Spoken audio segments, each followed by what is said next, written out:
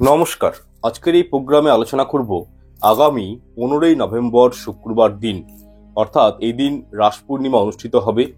এই দিন এমন একটি বিশেষ খাবার রয়েছে, সেটি গ্রহণ করতে পারলে এতটুকু জেনে রাখুন, সারা বছর ভগবানের কৃপায়, পরমেশ্বর নারায়ণ শ্রীকৃষ্ণ মা লক্ষ্মীর কৃপায় সুস্থ এবং নীরোগ থাকবেন, তথা অর্থনৈতিক দিক দিয়ে আপনারা নিজেরাই অনুভব করবেন আপনাদের জীবনে প্রসপারিটি, অ্যাবেন্ডেন্স, সাকসেস এবং অভাবনীয় উন্নতি অবশ্যই জীবনে প্রাপ্ত হবে। শুধু তাই নয়, এই কার্তিকী পূর্ণিমা বা রাস পূর্ণিমার দিন কোন কর্মগুলো করা নিষিদ্ধ এবং কি করলে জীবনে গ্রো পাবেন, জীবনে একটা সফলতা পাবেন বা সর্বসুখের অধিকারী হবেন, সেই বিষয়টা নিয়ে আপনাদেরকে জানাবো। শুধু তাই নয়, এই কার্তিকী পূর্ণিমার একটি এমন বিশেষ রেমেডি রয়েছে বা টোটকার কথা আপনাদেরকে বলবো, যেটি করলে আপনাদের জীবনে বর্তমান কন্ডিশনে মানে বর্তমান সিচুয়েশনে যেরকমই সমস্যা, অর্থনৈতিক রিলেটেড, ফিনান্সিয়াল যেরকমই ক্রাইসিস থাকুক না কেন, সেই জায়গাটা থেকে আপনারা কিন্তু বেরিয়ে আসতে পারবেন। যেরকমই দরিদ্রতা আপনাদেরকে গ্রাস করেছে, সেখান থেকে আপনারা কিন্তু ভগবানের কৃপায় অবশ্যই, এটা আমার দৃঢ় বিশ্বাস, আপনারা কিন্তু বেরিয়ে আসতে পারবেন।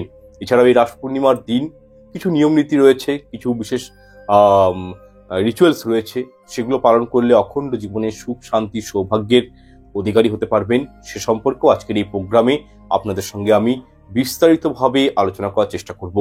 তাই অনুষ্ঠানটি শুরু করার পূর্বে প্রত্যেকের কাছে একটাই আমি বিনম্র অনুরোধ করব যে আজকের এই প্রোগ্রামটি দেখে যদি আপনারা 1%ও উপকৃত সমৃদ্ধ হন, তাহলে অবশ্যই নিজের ইষ্ট দেবতার নাম বা জয় শ্রীকৃষ্ণ রাধে রাধে কমেন্টে একটু লিখে জানাবেন। এতে সত্যি বলতে আমরা অত্যন্ত অনুপ্রাণিত হব। এবং পারলে ভিডিওটিতে একটি লাইক এবং আত্মীয় পরিজন, বন্ধু বান্ধবীদের সাথে পারলে ভিডিওটি একটু শেয়ার করে দেবেন, যাতে করে তারাও এই বিষয়গুলো সম্পর্কে জানতে পারেন। যাই হোক, প্রথমত আমাদেরকে এই বিষয়টি জানা প্রয়োজন যে 2024 সালে এই কার্তিকী পূর্ণিমা বা রাস পূর্ণিমা কবে পড়েছে এবং এই পূর্ণিমা তিথিটা কতক্ষণ থাকছে, কখন থেকে শুরু হচ্ছে, কখন ছাড়ছে, এই বিষয়টা প্রথমত জানিয়ে দিই। এক্ষেত্রে বলবো, দেখুন, আগামী বাংলায় 29শে কার্তিক, 1431, ইংরাজি 15ই নভেম্বর 2024 শুক্রবার দিন এই পূর্ণিমা তিথি কিন্তু শুরু হয়ে যাচ্ছে। কখন থেকে? শুক্রবার ভোররাত্রি 5:15 থেকে। এবং এই তিথিটা থাকছে, অর্থাৎ রাস পূর্ণিমা থাকছে শুক্রবার ভোররাত্রি 5:15 থেকে তো শুরু হয়ে যাচ্ছে এবং থাকছে শুক্রবারের শেষ রাত্রি 3:04 পর্যন্ত। সুতরাং শুক্রবার দিনই আপনারা কিন্তু এই রাস পূর্ণিমা তিথিটি পালন করবেন, বা যদি কোনো রিচুয়ালস, টোটকা, রেমেডি করতে চান, সেটা কিন্তু এই দিনই আপনাদের করতে হবে। আচ্ছা, এরপর দেখুন, 12টি টোটাল পূর্ণিমা আমাদের শাস্ত্রের মধ্যে বলা হয়েছে। এই 12টি পূর্ণিমার মধ্যে কার্তিক পূর্ণিমা কিন্তু সর্বশ্রেষ্ঠ পূর্ণিমা। এবং এই দিন কিছু এমন কর্ম রয়েছে, এমন কিছু ক্রিয়া রয়েছে, যেগুলো কিন্তু সম্পাদন করলে এর ফলাফলটা জীবনে কিন্তু অবশ্যই ডেফিনেটলি খুব সুন্দর পাওয়া যায়, খুব ভালো একটা পরিণাম পাওয়া যায়, রেজাল্ট পাওয়া যায়। কিছু নিয়ম মেনে চললে অবশ্যই ভগবানের কৃপায় জীবন থেকে আর্থিক সমস্যা দূরীভূত হয়, অর্থের আগমনটা শুরু হয়ে যায়, তথা আপনারা জীবনে যেটাই চান না কেন সেগুলো সুনিশ্চিতভাবে জেনে রাখুন, অবশ্যই কিন্তু আপনারা আপনাদের যেটা মনস্থির করেছেন বা কোনো মনস্কামনা রয়েছে, সেরকম কোনো রেমেডি করলে অবশ্যই সেটা সুনিশ্চিতভাবে জীবনে কিন্তু প্রাপ্তি করা যায়। দেখুন, আগামী 15ই নভেম্বর শুক্রবার কার্তিক পূর্ণিমার দিন আপনারা অতি অবশ্যই, আপনাদের প্রথম কাজ, অতি অবশ্যই সকাল সকাল ঘুম থেকে উঠবেন, প্রাতঃ স্নান করবেন, নিজেদেরকে প্রথমে শুদ্ধ করবেন এবং স্নানের জলে অল্প করে কর্পূর এবং কালো তিল দিয়ে স্নান করবেন। আর যদি পারেন সাদা বস্ত্র বা হলুদ বস্ত্র আপনারা কিন্তু এই দিন ধারণ করতে পারেন। দেখুন, শুক্রবার দিনে মা সন্তোষী মাতার পুজো করা হয়, শুক্রবার দিনে অষ্টবৈভব লক্ষ্মীর পুজো করা হয়। তাই এই দিন সাদা বস্ত্র, white cloth and yellow cloth পরা অত্যন্ত শুভ বলে কিন্তু মনে করা হয়। এরপর আপনারা কি করবেন? নিজের ঠাকুর ঘরে আসবেন স্নান পর্ব করার পর, এবং এই দিনের সর্বশ্রেষ্ঠ কর্ম হচ্ছে গঙ্গা স্নান করা। যাদের ঘরে যাদের ঘরের সামনাসামনি গঙ্গা নদী রয়েছে, মা গঙ্গা রয়েছে, অবশ্যই এই দিন আপনারা প্রদীপ প্রজ্বলিত করবেন এবং গঙ্গাতে স্নান করবেন। যদি সামনাসামনি গঙ্গা না থাকে, সেক্ষেত্রে প্রথমে স্নান করবেন ঘরে এবং তারপরে অল্প করে গঙ্গা জল গায়ে ছিটিয়ে নেবেন। ঠিক আছে, এটা করলেও চলবে। আচ্ছা, তাহলে আমি প্রশ্নটা কি বললাম, যে আপনারা এই দিন সাদা বস্ত্র বা হলুদ বস্ত্র পরিধান করবেন এবং শ্রীকৃষ্ণ, রাধা গোবিন্দ, লক্ষ্মীনারায়ণ, আপনার গৃহে যদি ছোট গোপাল সোনা রয়েছে, উনার উদ্দেশ্যে হলুদ রঙের মিষ্টি এবং হলুদ বস্ত্র দান করবেন। তথা যদি আপনাদের মানে মানে কোনো গুরুদেব থাকে, গুরুদেবের উদ্দেশ্যেও কিন্তু এই দিন আমি বলবো কি হলুদ মিষ্টি, হলুদ ফুল প্রদান করতে পারেন। দেখুন, হলুদ শ্রীকৃষ্ণকে বলা হয় পীতাম্বরী নাথ। তো পীতাম্বরী অর্থাৎ হলুদ রংটা মানে প্রভু নারায়ণ থেকে শুরু করে নারায়ণ তত্ত্বের যত ভগবান রয়েছেন, প্রভু শ্রীরাম বলতে পারেন, প্রভু কৃষ্ণ বলতে পারেন, গোপাল বলতে পারেন, তো ইনারা অত্যন্ত পছন্দ করেন। তাই হলুদ রঙের কোনো বস্ত্র অবশ্যই পরাবেন। হলুদ মিষ্টি, হলুদ ফুল এগুলো ভগবানকে কিন্তু আপনারা নিবেদন করবেন। এর ফলে কি হয়, ভগবান এতে, পরমেশ্বর ভগবান এতে প্রসন্ন হন।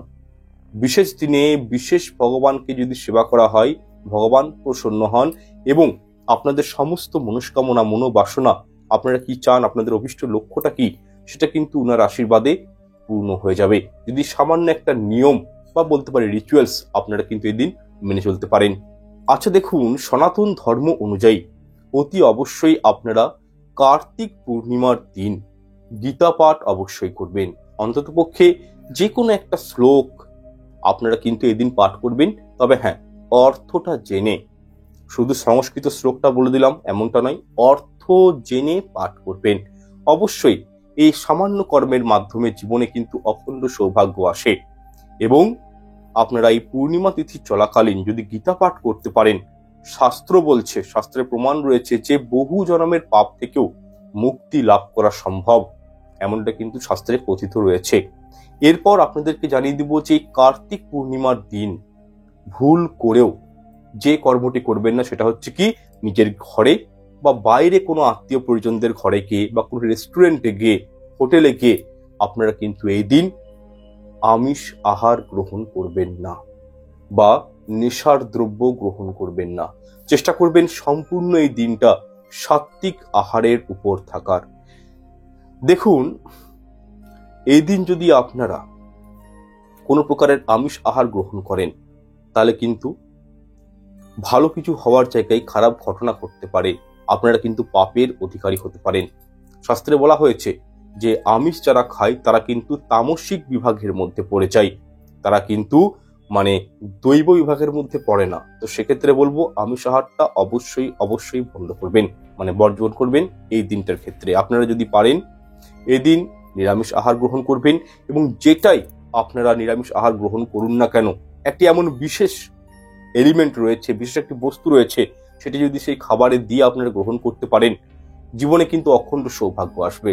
এবং সেটা হলো কি, কেশর। আপনারা দেখবেন আপনাদের লোকালয়ের মধ্যে যে কোনো গ্রোসারি শপে পেয়ে যাবেন ইজিলি। কেশর ক্রয় করে নিয়ে আসবেন, যেটা অরিজিনাল কেশর। সেই কেশরটা দিয়ে আপনারা একটু আতপ চালের পায়েস বানিয়ে নেবেন, তার মধ্যে কাটিং মিছিয়ে দিবেন, একটু কাজু কিশমিশ দিবেন, ঠিক আছে। তারপরে কেশর মিশিয়ে সেটি আপনারা কি করবেন, প্রথমে চন্দ্রদেবকে, ঠিক আছে, চন্দ্রদেবকে আপনারা সেই কেশর যেটা আপনি তৈরি করেছেন পায়েসটি, এই পায়েসটি প্রথমে চন্দ্রদেবকে নিবেদন করবেন অর্ঘ্য হিসাবে, উনার আলোর সামনে রাখবেন সন্ধ্যার সময়।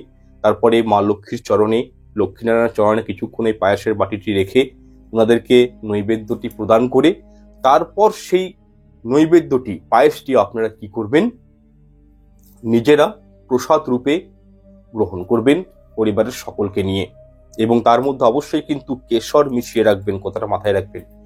এই একটি সামান্য উপায় আপনারা করে দেখুন, অবশ্যই এর বেনিফিট কিন্তু পাবেন। এবং এই দিন তুলসী বৃক্ষে এবং ঘরের ঠাকুর ঘরে লক্ষ্মীনারায়ণের উদ্দেশ্যে প্রদীপ, একটি ঘিয়ের প্রদীপ অবশ্যই প্রচলিত করবেন।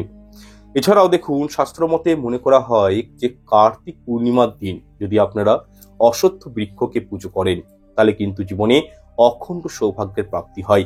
এই অশ্বত্থ বৃক্ষের সামনে আপনারা কিন্তু একটি ঘিয়ের প্রদীপ অবশ্যই প্রচলিত করবেন কার্তিক পূর্ণিমার দিন। দুপুরেও করতে পারেন, সন্ধ্যার সময় করতে পারেন, কারণ শুক্রবার দিনটা মানে সারাটা দিনই কিন্তু ফ্রম মর্নিং টু নাইট এই পূর্ণিমা তিথি কিন্তু থাকছে। তো সেক্ষেত্রে আপনারা এই বিষয়টা একটু মাথায় রাখবেন। একটি ঘিয়ের প্রদীপ, একটা তামার পাত্রে জল নিয়ে নেবেন, সেটি গিয়ে আপনারা কিন্তু অশ্বত্থ গাছকে নিবেদন করে আসবেন।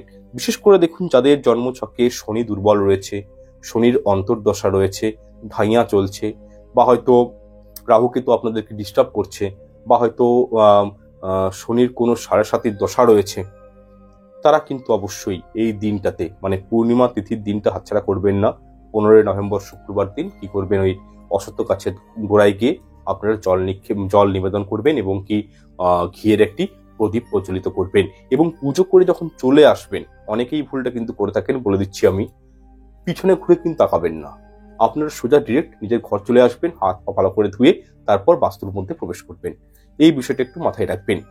এছাড়াও আপনারা এই দিন কি করতে পারেন, নিজের সৌভাগ্যটাকে ইনহ্যান্স করার জন্য করতে পারেন কি, যে কার্তিক পূর্ণিমার দিন সাধু, ব্রাহ্মণ, হতদরিদ্র কোনো ব্যক্তিকে, অন্ধ ব্যক্তিকে আপনারা এই দিন নিজেদের সামর্থ্য মতো দান দক্ষিণা করতে পারেন।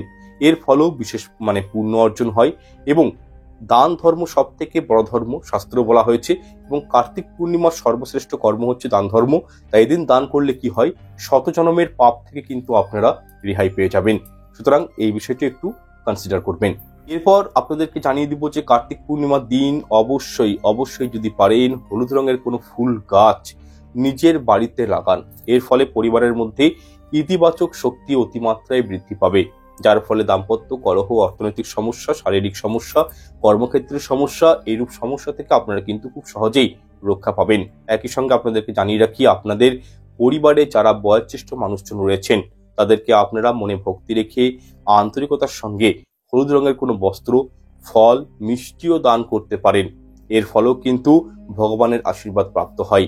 এছাড়াও শ্রীকৃষ্ণের পূজা আরাধনা করা এদিন উচিত এবং নিজের গৃহে অন্তত একটা অধ্যায় হলো শ্রীমদ্ ভগবদ গীতা পাঠ করা উচিত, যেটা আমি আগেই বললাম। এছাড়া যদি পারেন এই দিন আপনারা গৃহে সৎসঙ্গ রাখতে পারেন, সত্যনারায়ণ পুজোও করতে পারেন। বিশেষ করে যারা শিক্ষার্থী রয়েছে, যারা বিদ্যা বুদ্ধিতে অত্যন্ত পিছিয়ে রয়েছে, যারা একেবারে যাদের পড়াশোনার প্রতি, স্টাডির প্রতি মন থাকে না, কনসেন্ট্রেট লেভেল খুব কম আছে, যাদের মন খুব চঞ্চল, সেসব বিদ্যার্থীদের জন্য, বা যাদের সবসময় পরীক্ষার একটা টেনশন লেগেই রয়েছে, এইসব যারা ছাত্রছাত্রীরা রয়েছে তারা কিন্তু অবশ্যই এই দিন পারলে গীতা একটু পাঠ করার চেষ্টা করবেন। ভগবদ গীতা,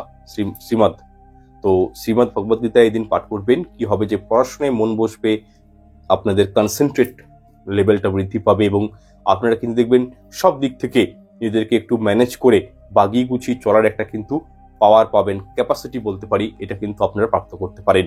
সুতরাং এই দিন অতি আবশ্যক গীতা পাঠ করা। এরপর আপনাদেরকে আমি জানিয়ে দিব, যাদের ভাগ্য একেবারে সাথ দেয় না বা সব কাজেই যেন অসফলতার মুখ দেখছেন, সাকসেস বলে জীবনে কিছুই নেই, সবসময় ব্যর্থতা আপনাদেরকে জড়িয়ে ধরেছে, ব্যবসায় লস, মনের মতন চাকরি পাচ্ছেন না, কোনো কাজ আপনাদের মনের মতন হচ্ছে না, যেটাতেই হাত দিচ্ছেন সেটাই আপনাদের আনসাকসেস হয়ে যাচ্ছে। তো সেক্ষেত্রে আপনাদেরকে আমি একটি রেমেডি বলছি, করে দেখবেন, হাতে নাতে অবশ্যই ফল পেয়ে যাবেন। আপনারা কি করবেন, এই কার্তিক পূর্ণিমার দিন অবশ্যই ব্রাহ্মণ বা দুস্থ লোককে দান করুন, বা নিজের ঘরে এনে আমন্ত্রণ করে কিছু ভোজন করান কোনো বৈষ্ণবকে। দেখুন আর্থিক ভাগ্যে উন্নতি হয় কিনা।